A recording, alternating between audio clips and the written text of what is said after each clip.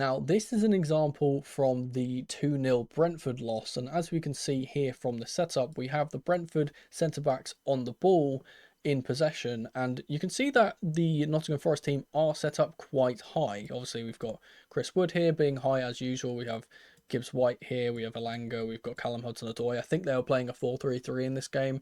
They've got the two midfielders pressed up here, and further on behind here where you can't really see, they have the centre backs quite high up, in almost just touching the middle third. And what we see here is that as we play this on, the ball gets played over the top, and you can see this already from this long ball. Obviously, the ball's up here now. If you can see that because of where Milinkovic was, because of where Aina was, because of where Murillo was, they were up here at the time of the ball being played.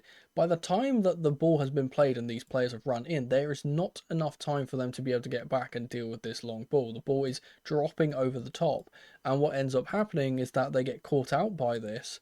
They get on the ball with Sharda, and to be fair, Ola Aina has had a bit of a howler here falling over, but the ball falls quite kindly to Sharda, and he obviously from here puts it in the net past Matt Sells.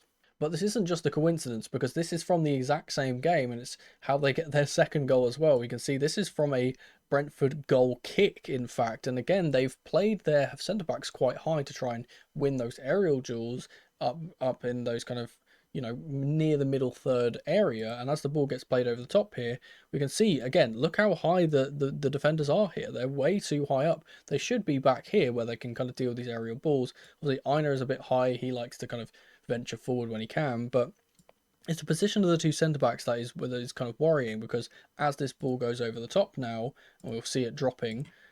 We'll see it dropping here. We've got it over here. As we kind of see it going into this area, and he's going to be competing with Mbomo, I think this is. The ball falls so kindly to Wissa in behind, and again, because they're so high up, they're in this kind of area, they just can't deal with the ball over the top. And now I know this is a little bit of a misjudgment from this player here. Obviously, this player here, I think this is Williams, can't get back either. We know how quick Wissa is, and we know how quick our players are, and how we can do the same thing. And obviously, Wissa gets on the ball here, runs in behind, and of course, beautiful finish, little dink finish, and he scores.